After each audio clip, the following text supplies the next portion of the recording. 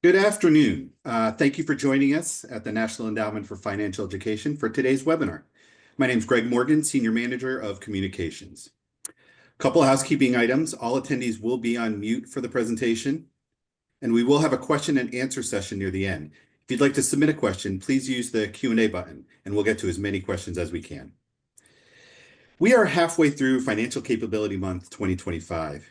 Each April, we at NEFE take this moment in time to share some exclusive work we've been developing, promote our partners, and make announcements on what to expect in the future.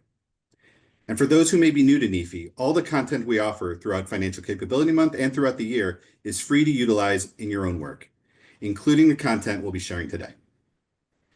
NEFE's research team conducts an in-depth polling on several topics throughout the year in an effort to learn more about the decision-making of key demographics. Recently, we polled members of multi-generational households to learn more about household composition, levels of independence and interdependence, and economic concerns and expectations. The initial results are currently available on our website, nefe.org. Today's presentation will be further analysis of what that initial work looks like, as well as a look at what we'll be sharing in the future.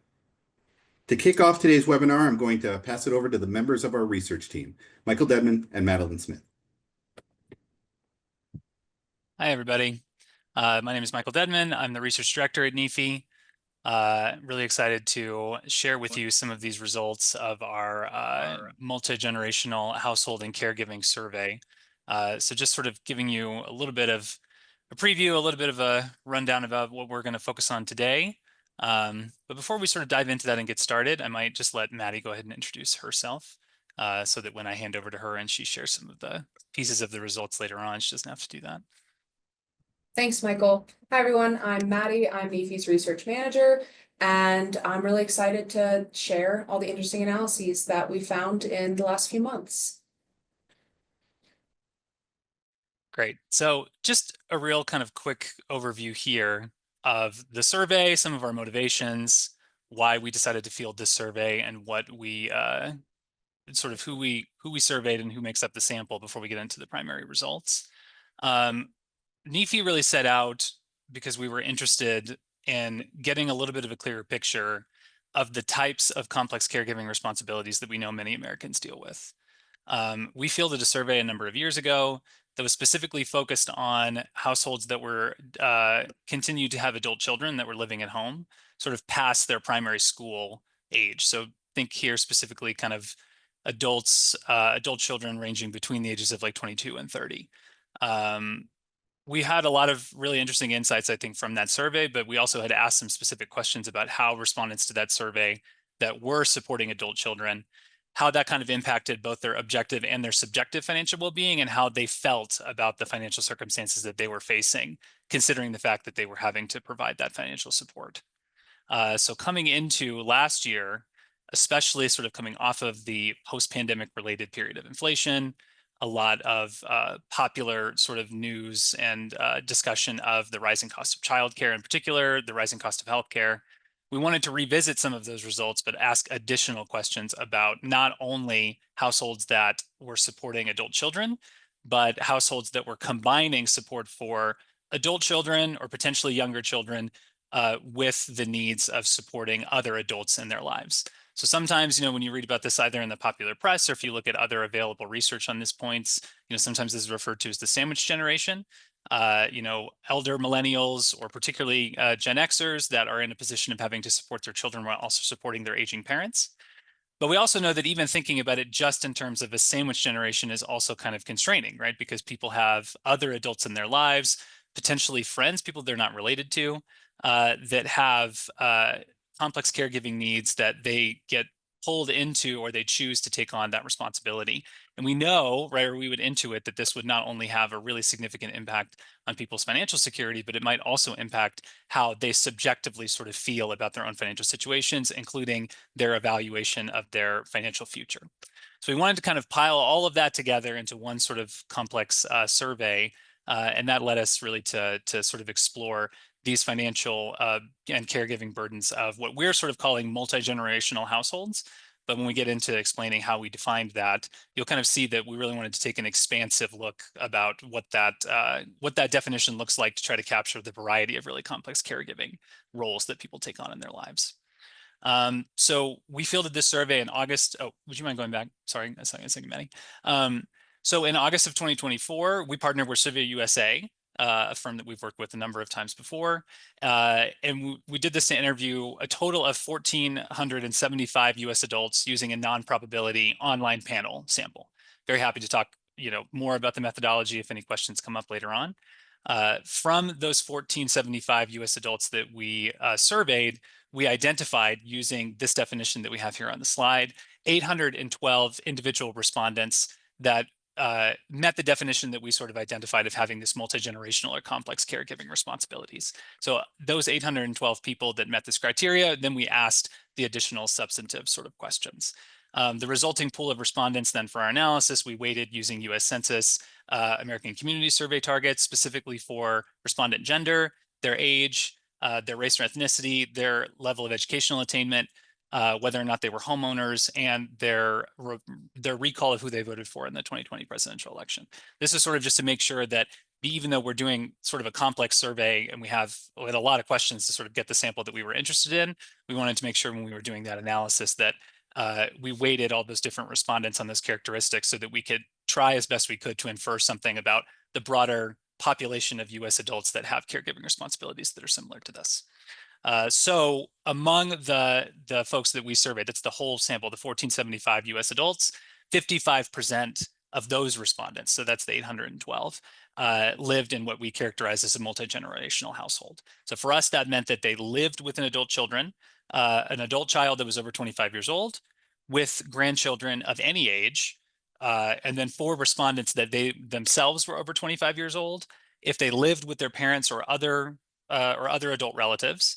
And then for respondents living alone, we wanted to see if they were living with a spouse or with their own children under the age of 25 years old, but that also provide financial support to children that live in either another household, or if they provide unpaid care, other financial support to adult relatives or friends who needed assistance. So again, we're sort of trying to capture not just, are you living at home and taking care of your young children, but do you combine taking care of your young children with some other type of adult, whether or not that adult is related to you, or if that adult is like your own adult child or something like that in your life. So that's kind of how we're defining this multi-generational or complex caregiving responsibility. Okay, now we can move on. There's a little bit about the survey and the questions that we asked. So just sort of a reminder that what we really wanted to do was to offer a thick or a substantive description of the complexity of the caregiving burden that many households face, including part of the reason why we wanted to ask about including supporting adults or other children that don't live with them. So we wanted to elicit some responses that focus both on their actual financial circumstances or the personal burden that this presents them with, what that responsibility actually looks like. So we asked them, for instance, how much does it cost you, for instance, to provide the caregiving support to the folks in your life that you're providing? That's including the cost of childcare, or we ask people to estimate the financial amount that they have to provide on a month-to-month basis to support other adults in their lives. But we also asked about unanticipated costs or different changes they needed to make in their lives in order to accommodate that support that maybe they didn't anticipate. So we wanted to get a sense of what that, sort of objectively looks like for them, the actual caregiving response or the actual caregiving burden. But we also wanted to explore how those responsibilities and might be related to how they feel about their financial circumstances. So we asked them questions about how they would rate the quality of their financial life, how they rate the economic conditions of their community, and how they rate the economic conditions of the country. And we also wanted to get a sense of whether or not they feel like the financial pressures that they're facing, how they might compare to the generations that came before them, and how they feel they might compare to the generations that came after them. So again, we're trying to get a sense of whether or not these people that have these complex caregiving responsibilities, if that impacts their subjective interpretation of how they feel about their finances, but also their financial future and how they compare to other generations. Lastly, a couple other things that we tried for the first time really in the survey was that we also wanted to ask a set of questions related to whether or not people construe of themselves as independent or interdependent. So here we followed a survey developed by Ted Singelis in the early 1990s and has been used by a variety of researchers, specifically kind of in our field, about whether or not these different caregiving responsibilities impact whether or not people think of themselves as being fundamentally interdependent. Do they feel like their lives and their choices are related to the other people in their lives, or do they consider themselves to be more independent? Happy to talk about what that scale looks like. We fielded an abbreviated version of it. It's a very long sort of battery of questions. Just to give you an idea, these questions were similar to kind of like a personality assessment in some ways that you might be familiar with, asking questions like, is it important to you, for instance, for you to achieve specific goals to you in your life, or is it important for you to consider yourself the center kind of your personal motivations? Or do you consider yourself as being fundamentally reliant on other people? Or do you consider like the needs of other people before you consider the needs of yourself? And then related to that, we also fielded 2 additional abbreviated scales, the financial self-efficacy scale, which was developed by Gene Loan. Some of you might be familiar with that. And then an abbreviated version of Lichtenberg's financial decision-making scale. Here, again, the idea was just to get a sense of, do these complex caregiving responsibilities impact people's responses on these scales, or could it potentially be the other way around? People that have different types of scores on the independent or interdependent self-construal. Maybe there's some type of relationship between that and how they assess their financial circumstances or related to other generations or the country at large. Okay, so that was kind of the overall nuts and bolts of what we asked in the survey. So we can move on. Okay, so a little bit about the family structure. So I'm going to tell you kind of like a high level, give you a bit of a high level idea about what the families looked like in the sample that we got, and then a little bit about some of the caregiving responsibilities that they have.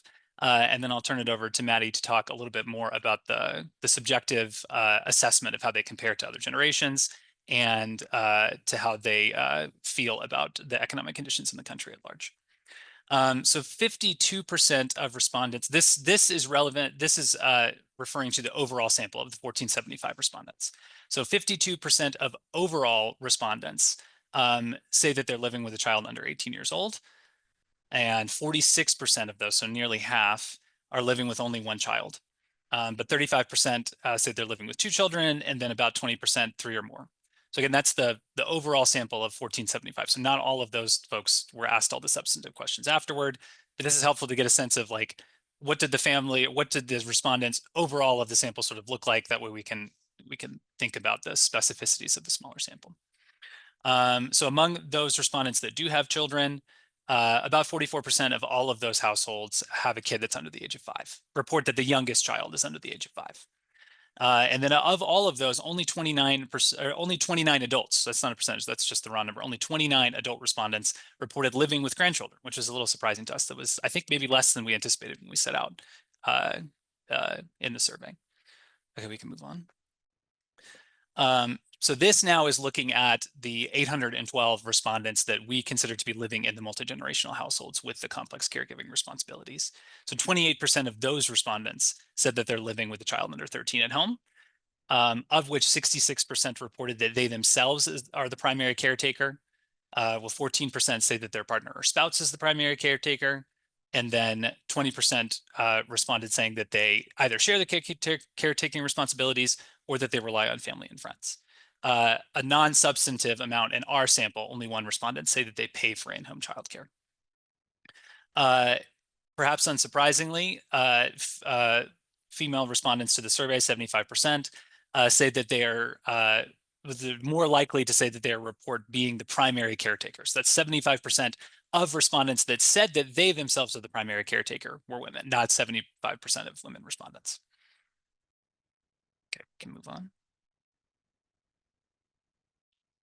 This is also, again, just referring to the 812 folks that responded or that were living in the complex caregiving circumstances. This is 20% of those say that they're living with adult children or grandchildren at home. And that 27% of those folks that are living with those adult children or grandchildren at home say that all of the adult children are currently enrolled in school. It's important for us to know this because we could intuit, right, that caregiving for a child that is enrolled in school, that's in college, potentially an adult child that's in college, is different than potentially caring for an adult who's living at home that isn't in school. That could be a function of their age, but it also could indicate something about the relative level of financial support that adult requires, or the future considerations for financial support. So 27% of those that say their adult children are currently enrolled in school, but 63% said that none of those that were living at home were enrolled in school. Of those that are not enrolled, over half of them were currently working, 16% on a part-time basis, and only 10% of those that responded that said they have an adult child at home or a grandchild at home that's not enrolled in school was unemployed or currently looking for work. But 12% of those respondents with an adult child at home that's not in school reported that that person was permanently disabled. Okay, so a little bit more here about supporting adult children, but this is going back to the broader sample, so the 1475 respondents overall. 35% of all of those respondents say that they do or have provided financial support to a child or grandchild in the past, but are not part of their household, so don't live with them, which is also important for us to know. Sometimes folks that have those types of caregiving responsibilities can be missed, especially in federal level statistics if they're not specifically a part of the household. But again, we know, especially those of us working in this field, know that supporting people outside of your household can often be a really significant requirement or responsibility that people take on financially. 21% of those that say that they do currently or have in the past provided financial support to children or grandchildren, but that don't live with them, say that that support is primarily financial. And then 11% said that they used to provide such support, but are not currently providing that support. Can move on to the next slide. Okay, so if we wanted to look at the types of help or the care and types of support that's being offered specifically to adult children or grandchildren, nearly half, this is select and multiple, all that apply. So that's kind of why the statistics add up the way that they do. But almost half say that that support consists of providing a place to live. And then 44% saying that they're supporting them in terms of their living expenses. These were broadly construed, and we didn't have an opportunity really to follow up with people. We wanted to leave it a little bit broad so we kind of got a sense of the general sort of buckets and categories of support that are being offered. Transportation related expenses, this could be related to either, helping manage, payments for a car or paying for gas. And 23% of these folks say that they are supporting people in their lives in terms of providing insurance coverage, 22% saying that they're providing supplemental income. One of the things that was really interesting here to us as well is that almost 20%, so almost 1 in 5 respondents that say that they're providing this type of help or care are saying that they're, one of their responsibilities that they take on is managing financial emergencies. That maybe, was a little bit low in terms of our expectations, but comparatively to all of this other support that's being offered, perhaps some of that kind of is outweighing in people's minds. But also support paying back loans or paying off credit card debt. That was something that we found, particularly the paying credit card debt. I think that this number, unfortunately, I don't have this number in front of me, but I think this number is a little bit lower than what we found in the previous version of the survey that we fielded a couple years ago. But not by much, I wouldn't think. Okay, we can go on to the next. 31% of respondents to the survey in the full sample, so again here of the 1,475 adults, say that they regularly provide unpaid help, care, or financial support to an adult relative or friend who needs assistance due to aging, disability, or illness. So almost 1 in 3 of the full sample of folks. So even if that means that they're not in addition, additionally providing financial support to other people in their life that would have sort of categorized them into that complex or multi-generational caregiving responsibilities that we were looking at in this survey, it's still a very, very large number, right, of 1,475 US adult respondents. Among those adults, this is of the full sample. No, this is of the among the 812. So this is actually 396 adults among that group that are providing help, care, or financial support to adult children or grandchildren. 52% of those, that person that they're providing support to is a parent. 20% is another relative. So I think that we provided prompts, I think, for people about what another relative might entail. So this could be like a sibling, or an aunt or an uncle or some other adult in their life. And then 20% is an in-law, a spouse or a partner's parent. and then 13% was a spouse or a partner themselves. Okay, move on. Among folks that told us or offered an estimate of the amount per month that they are spending providing financial assistance to parents, adult children, or other adults in their lives, the average amount that people report spending was $889. The median response is $500. It's a round number because I think that this kind of indicates that this is an estimate. We're really just asking people just this one-off question, which itself can be interesting, right? Giving the response that people give. $889, as an average is kind of a specific number. 500 kind of maybe seems like something, a type of response that we would get if we're just asking people to estimate the amount. But we wanted to report that because we have a lot of outliers. We have some people that gave us pretty large numbers, some people that gave us pretty low numbers. So 500 as a median cost per month for those that are providing that care or financial assistance to parents, adult children, or other adults in their lives is a pretty significant number. And I'll hand it over to Maddie now to talk a little bit more about how these subjective sort of amounts, pressures that people are experiencing are relating to how they're feeling about their finances. Thanks, Michael. So first, we'll look at the cost of childcare. And so childcare costs are a huge burden in every family with children, but those in multi-generational households are managing the rising cost of childcare among many other expenses typically. And so our survey data finds that nearly 40% of adults with children that are under the age of 13 at home pay for professional childcare in some capacity, with the average being $320 per week, which is certainly not an unsubstantial amount of money. That averages out to over $1,200 a month. And that's just the average. Obviously there are families that are paying more than that. And so many researchers and institutions have been looking at the effects of childcare on household budgets. So the Center for American Progress finds that childcare expenses amounted to 35% of low-income families' earnings in 2019. And since then, the costs have only continued to rise and wages aren't keeping up. So childcare costs have more than tripled since 1990, which outpaces wages, groceries, and housing. And it pushes an estimated 134,000 families into poverty each year. And given all of that information, it's really unsurprising that American families continue to cite childcare costs as their main reason for not having children. And for multi-generational families, trying to juggle the cost of childcare while also handling general costs of living expenses that are on the rise, costs for potentially aging or disabled family members, and many other things can lead to some unexpected financial decisions that they weren't planning to make, but unfortunately they have to make.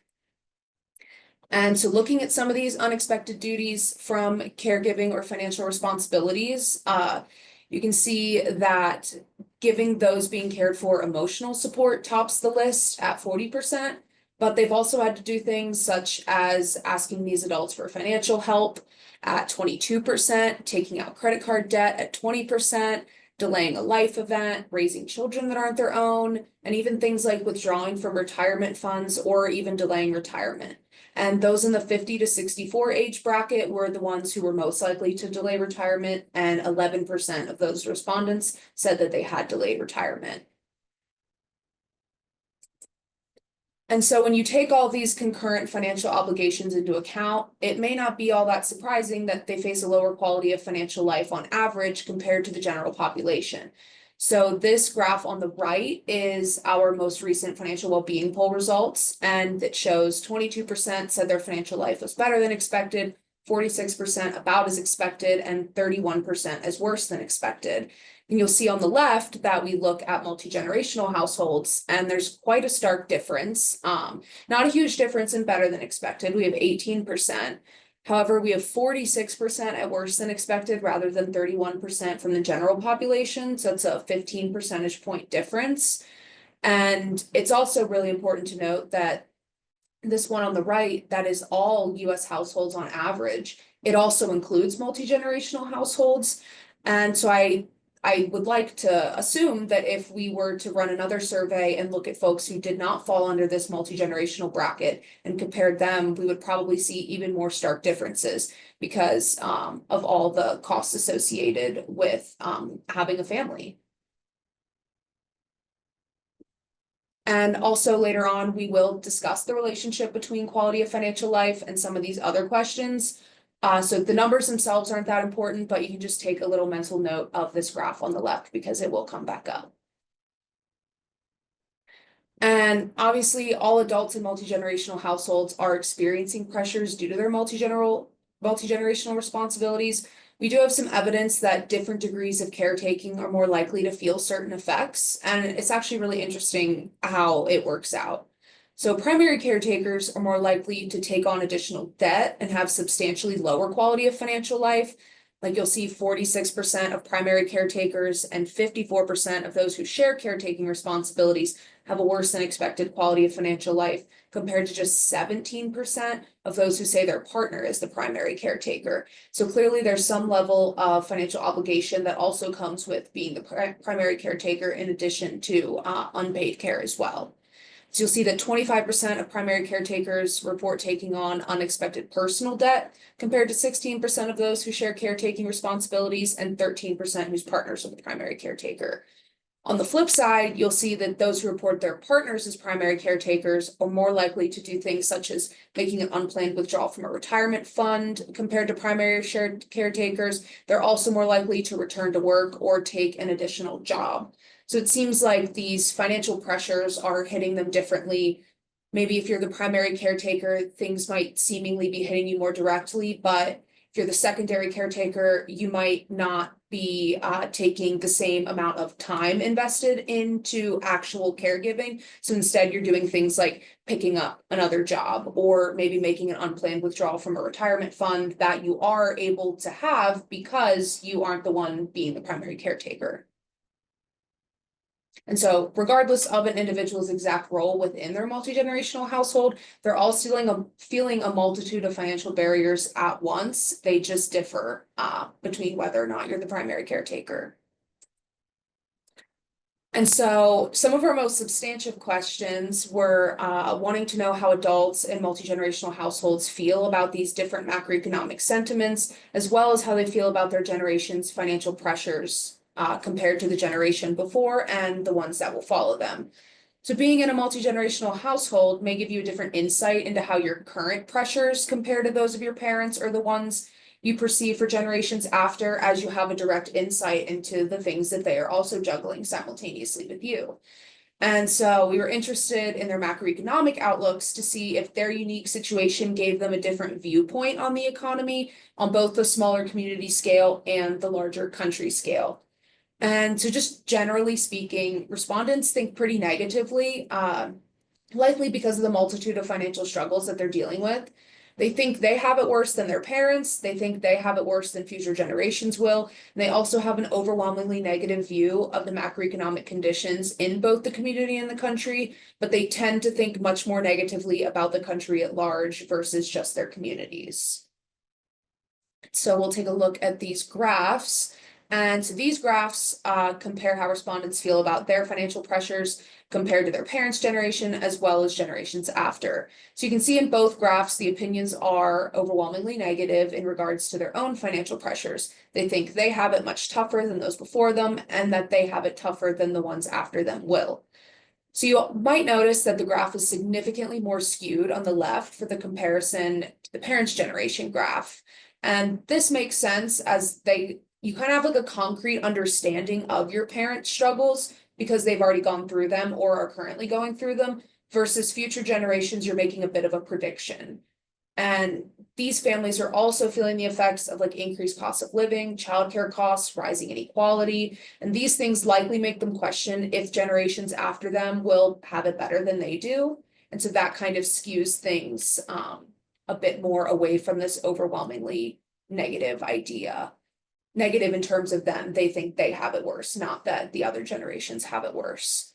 And additionally, the quality of financial life question can come back in here because it's closely tied to people's answers to both of these questions. And so those who report a better than expected quality of financial life are more likely than the average to think that they actually have it easier than both previous and future generations. So this kind of indicates that having a better quality of financial life gives people a more positive outlook on these generational sentiments, thinking that they have actually been set up to succeed and creates this level of optimism, both for themselves and for the future. I know that this graph still does look a little bit more negative, but it's significantly less extreme than the one on the left. So that kind of indicates that maybe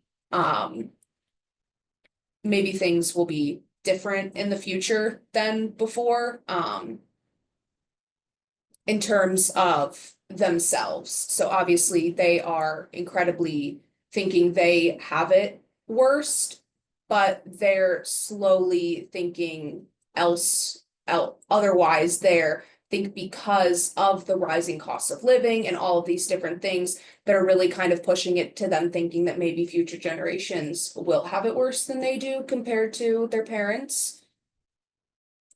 And so looking at this gives us a broader macroeconomic understanding rather than just looking at the individuals within the generations. We can look at how respondents are feeling about their current economic conditions of both the community and the country. So you'll see on both sides, very few rank the economic conditions as excellent, but there is really a substantial difference in the rankings for poor economic conditions. Respondents are significantly more likely to rank the economic conditions of the country as poor compared to their individual communities. And this is really interesting because the communities we're referring to in this survey make up the country at large. And so there's clearly a disconnect between how people and those around them are doing compared to how they perceive the country as a whole is doing. And another really interesting thing to note again is the connection with our quality of financial life question. Those who have a better than expected quality of financial life are more likely to rate the economic conditions of their community and the country more favorably. So we see some stark differences when looking at those who have a worse than expected quality of financial life. So only 3% of adults who report a worse than expected quality of financial life say that their community economic conditions are excellent, and 1% say the country's economic conditions are excellent. To 19% respectively for those who report a better than expected quality of financial life. It's very interesting that if you have a better quality of financial life, you are so much more likely to think the country is doing well. So everything is so internalized and people really look inwards at how they're feeling and kind of project that out to how the wider communities and country at large is doing. And so it's really interesting. And yeah, we also see that if you think highly of your community, you're much more likely to think highly of the country and vice versa. So it's kind of all of these positive, so to speak, viewpoints are like very tied together. So if you might think positively about one thing, that means you're most likely going to think positive about these other things, or just being more likely, not necessarily most likely. So your own individual financial experience really shapes the view that you have of these wider macroeconomic viewpoints. And this is really a crucial understanding when trying to communicate the current economic landscape. So those who are not doing well in their own finances really tend to see the world that way. And similarly, those who are doing well tend to see the world their way. And so the true answer of how the community or the country is doing is likely somewhere in between, as these people make up the communities and these communities make up the country. And so it's not necessarily that either of them are right or wrong. They're just kind of shedding their own experience onto how they view other things. And so overall, adults view their personal finances most favorably, followed by the community, and then the country's economic conditions, which is really interesting that although they are all correlated, there still is this like step down in negativity of like, oh, well, I'm doing really well, but I think the country at large is not doing well. Even though they're more likely to say it's doing well, it's still kind of overwhelmingly people are thinking that the conditions of the country are negative, and a little bit less overwhelmingly thinking that things aren't great in their communities. And so those who feel more positively about their own personal finances, community economic conditions, or country economic conditions are still more likely to feel positively about all economic sentiments, and that includes the generational outlooks as well. And those who feel more negatively kind of are very likely to feel negatively about all of it. You see a little bit of discrepancy in the positive. People who feel good about their own finances, or maybe even the communities, don't feel great about the country. However, if you feel negatively about your own finances, you are very much likely to feel negatively about everything. And that kind of makes sense that, you know, when you're not doing great, you kind of assume that everybody else must also not be doing great. So it's really clear that these wider macroeconomic sentiments are being influenced about how people feel about their own financial lives. And so now I'm going to pass things back to Michael to discuss the positive impacts of financial education. So there is a positive spin on this, thankfully, and their levels of financial interdependence in these multi-generational households. Yeah, the conversation sort of that Maddie just took us through, I mean, I will say that it's one of the things that really interests the research team here quite a bit, in terms of how financial education might be related as a mediating factor in terms of how people subjectively report, thinking not only about their personal financial circumstances, but also about the financial situation or the economic situation in their community and the country at large. So, you know, remember that we fielded this survey in August of last year. We also fielded a survey that asked similar questions about how people felt about their own financial life and their expectations around the economic situation over the next 4 years, right before the presidential election. So at this point, we're kind of building, we've also asked that question about how folks think the quality of their financial life is in a number of different surveys in the past. So we have now a couple years runnings of data about this subjective sort of assessment.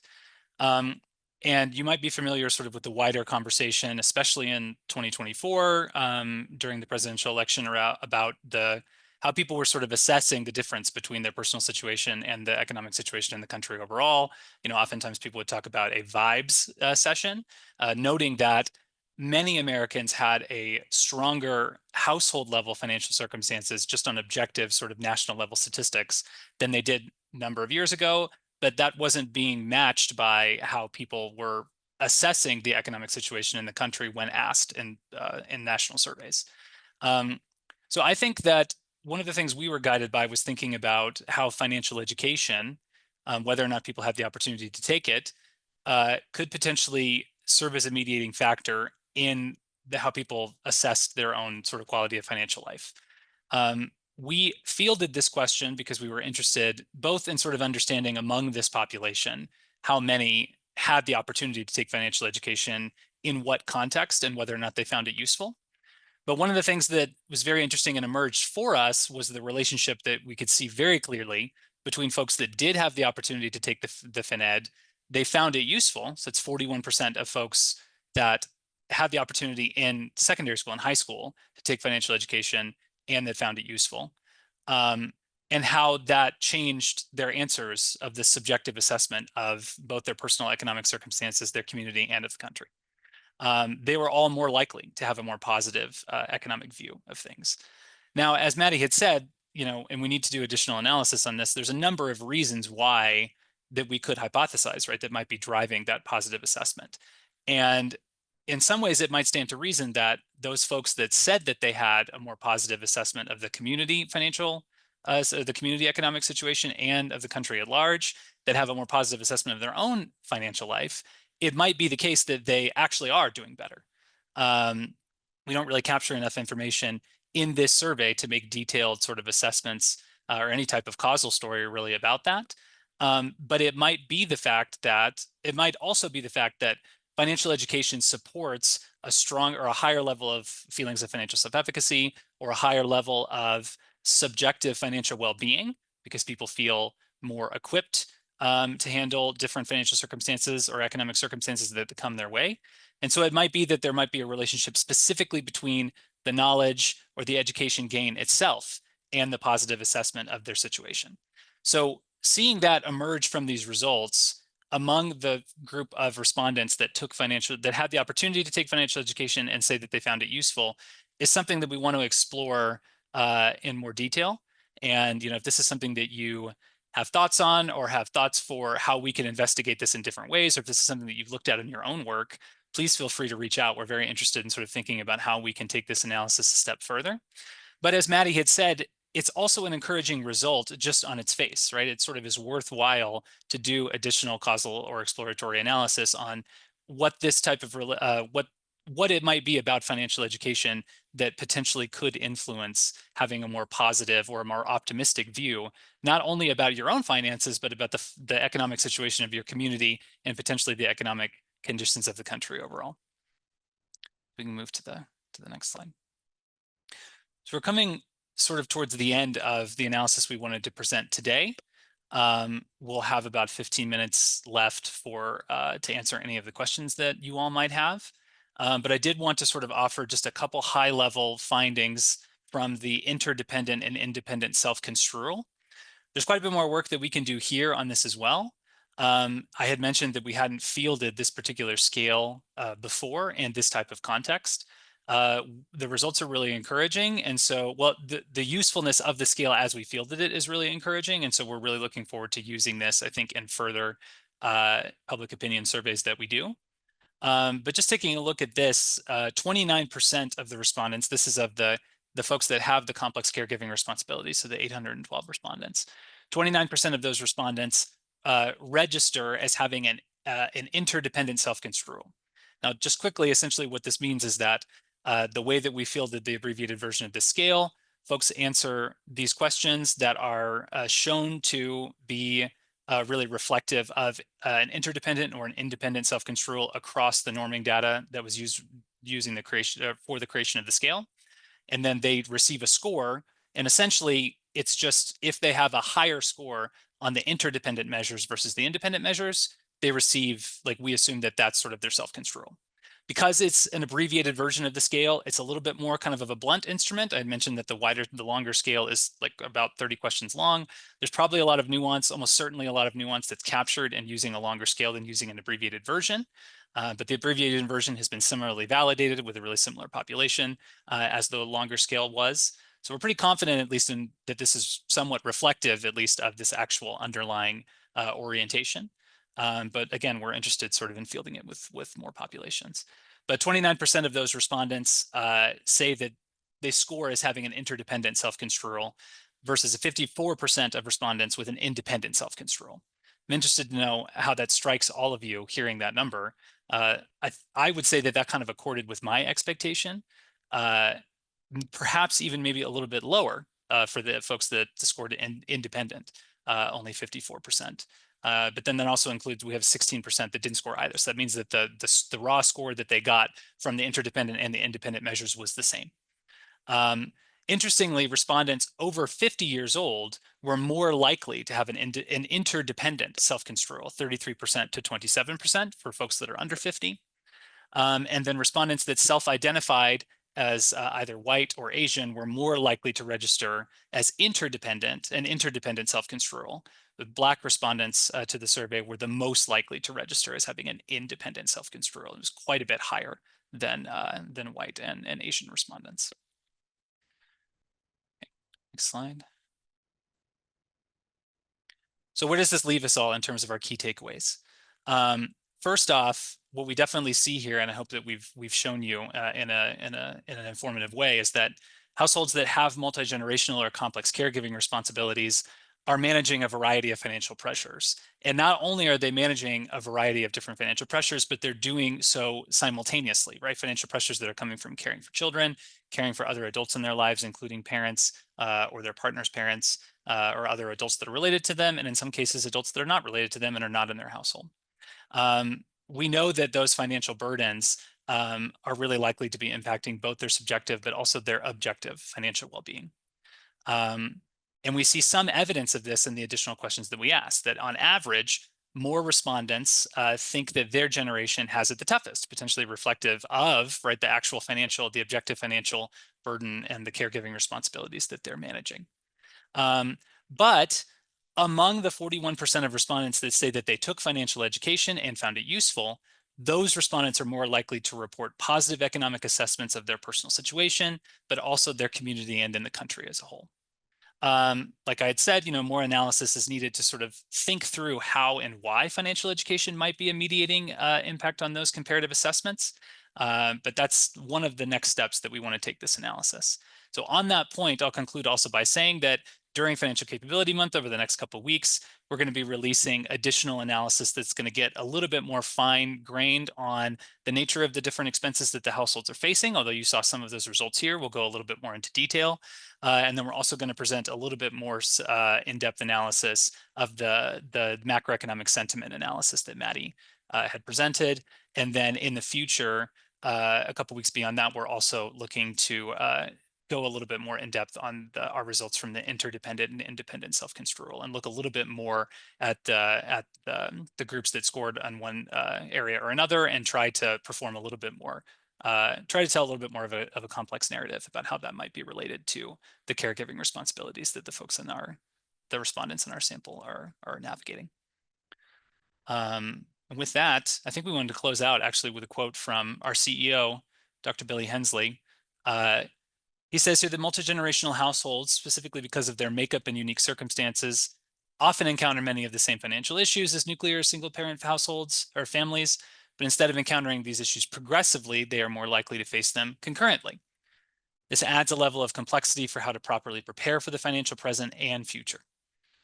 This poll identifies many of the different issues and decisions that must be made within multi-generational households, but reassuringly, the data indicates that financial education, while not a single solution, is an aid to those who received it in school.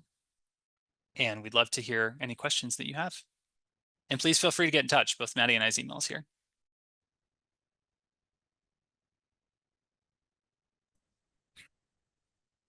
Sorry, I'm just going to read some of the questions here that are in the question chat. Yeah, I can go ahead and answer this question on the assessment of the type of financial education.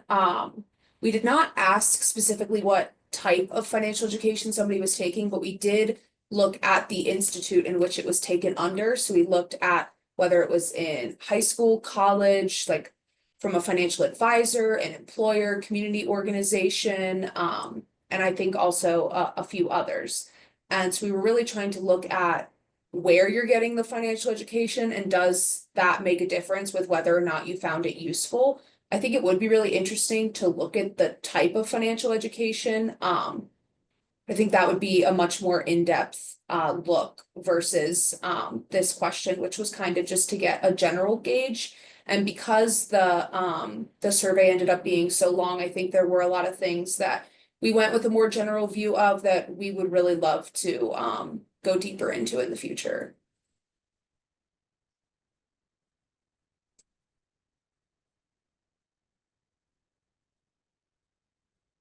Thanks for this question. So this is from Ben, who asks, will you be investigating what type of financial behaviors people may demonstrate that help their situation, or perhaps linked with a more positive outlook, which I think is a really excellent question. Thinking about like what our sort of underlying theory of change is here, right? For many of us, right, in this field, we're thinking about financial education. It's not just about the knowledge game, but it's actually about how that financial education relates to positive financial behavior change. And again, thinking about navigating complex caregiving responsibilities, what we're thinking about here is whether or not, as you sort of indicate, if some of those behaviors would actually help them be more resilient, potentially to financial emergencies, or some unanticipated pressure that would come from having to deal with multi-generation or these complex caregiving responsibilities.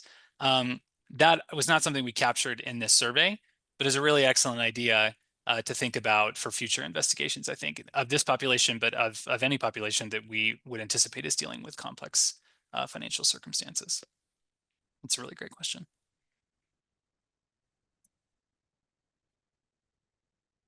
I can grab Kristen's question. Did the research include asking about third-party support that these households get? This includes social networks, nonprofit services, government services, etc. Financial education is certainly critical, but what other solutions could help these families?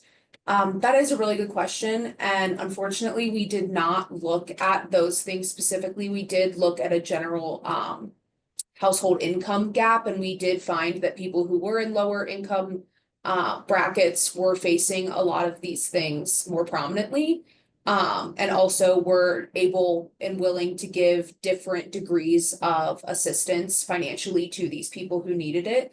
And I think a huge thing for us, both in the research team and at NEFE, is that financial education is an awesome tool, but it's not the only thing. It is a piece of a wider puzzle, and it is a crucial piece of this wider puzzle. That's really why we have our personal finance ecosystem, and that kind of looks at a lot of these things that you're mentioning about these different social supports that these people could use. And I do really think that this really does call for more help for these families. And I think it would have been really interesting to ask these questions. And I think rather than asking them, I think some of our concurrent blog posts that will be coming out about these things will discuss these types of things that could help them. So we're very much on the same page there, but we did not actually ask that question in the survey. Michael, do you have anything to add? Nope, that was very clear. But I agree. I mean, completely an interesting question. And there's a lot that we're sort of leaving out, right? We are thinking about these households. Again, like we're trying to capture the complexity of like a certain amount of interdependence that they have, but there's a lot of stuff, right, about this that we're leaving out. One thing I'm thinking of is that we, for instance, like we asked about the types of like childcare resources that people are paying for. And a number of them, said that they are relying on family and friends also to provide support in terms of caring for children. That would have been something very interesting, right? To also get a little bit more understanding about what that looks like for a lot of people. The survey of household economic decision-making that's fielded by the Federal Reserve, they asked a number of questions in their most recent wave about caregiving. Was not particularly in depth. So it was just one section of the overall shed data. But caregiving was one of the big motivations for the cost of caregiving is one of the big motivations for asking that question, especially with childcare. The inflation in the cost of childcare being a national sort of problem, definitely experiencing that here in Colorado. So thinking about how households that have that responsibility navigate that cost inflation, right? On the one hand, there's like probably a substitution effect where people can't afford the same level of care they had before. And so they have to pull other resources from other resources in their life to help fill those gaps. And I completely agree with you, your point about financial education being critical, but there's also sort of a supply of additional supports that we would have to consider as being really critical for families in that situation. Yeah, absolutely. Think I can do these two questions kind of together. So Susan asks if the ones who are in the 41% who got this value from secondary school financial education come from higher income families versus a 39% who did not get value coming from the lower income family. And that's actually a really interesting hypothesis. And while I don't have an answer right now, I can look at our crosstabs and get an answer pretty quickly. And actually, we'll go ahead and put that in one of these concurrent analyses that will be coming out. And so these should be sent out to everybody who is registered for the webinar. You will get emails regarding whenever they come out. So that answer will be in there. And you can also reach out to Michael and I directly, and I'll let you know as soon as I have an answer for that. Which would be like today or tomorrow. So I could definitely get that. And I think that's a really interesting hypothesis. And that's actually something Michael and I were kind of talking about this morning before the webinar, is that financial education is showing these things, but what are these other variables that are existing within it? Like, are these people from more affluent families and affluent school districts, and therefore both have access to financial education and are more likely to have a quality of financial life that is better? So there's obviously so many nuances within all of this that I think are really interesting to look at. So I definitely will look at that. And similarly, Lisa's question, which Michael will probably also have some insights on, is just a sense of how the generational assessment that respondents provided might compare to non-caregivers and those not in multi-generational households. So I can look at the non-caregivers in terms of those who said their partners were the primary caregiver, but they still, even though they're not the primary caregiver, they still have some level of multi-generational responsibility. However, I do really think that this would be a good question to ask in one of our nationally representative polls. We're kind of always looking for new questions to ask and all of that. And this is a really interesting subset of questions, similarly to our quality of financial life question that we have asked pretty frequently in recent years, that I think would make a really interesting addition to that. So thank you for that insight. Yeah, thanks for that really great question, Lisa. I'm interested to know if you guys have data that might shed light on that at FHN, but I can say that, to Maddie's point, like we do ask the question specifically around the assessment of the quality of financial life on an individual level. We have a lot of data on that among a lot of different segments of the population because of how frequently we fielded it. But this generational comparison is something we've only asked of folks that are are managing caregiving responsibilities. So we don't really have a sense about how the wider population would respond to that. I will say that, I mean, one of the things that we're trying to achieve with this survey work in general, apart from, we see it as important for NEFE to offer some real-time, relevant data and information on communities in the country that we know are dealing with really challenging financial circumstances, and give some more sort of color and context to that. But as we sort of continue to build up this resource of data that we have, I think that we're in a situation to think about how we can go back to wider samples, representative samples of the population, and ask similar questions. We've recently been doing a lot more of that focused specifically on access to financial education. We'll have like another set of results from a survey that we fielded earlier this year on attitudes about requiring financial education courses in high school specifically, that will, from a representative sample of US adults, that we're going to release also this month. And part of that is also kind of taking the insights from specific populations we've looked at and then trying to go back to a wider, more representative sample and ask some similar questions, both so we can have comparable data, but also, just so that we can kind of build out that set of data resources that we have. But we do have a couple more questions in there, but we're nearing the top of the hour, so I did want to let you know, anyone that did submit a question, we're going to look through those and we will get a response to you as quickly as possible with an answer. But I did want to thank the panelists as well as everyone that joined us today. We will be sending out this recording once we have it all uploaded. And I did want to just say, we invite you to visit nefe.org to learn more about this research. We already have this the initial content up, but we're going to have subsequent analysis up regarding some of the data that we collected with the survey. In addition, you can find recordings of previous webinars, additional polling data, work from research partners, and a whole lot more. I also invite you to find us on X, LinkedIn, Facebook, Medium, YouTube, and Instagram. Once again, thanks for joining us today, and have a great afternoon.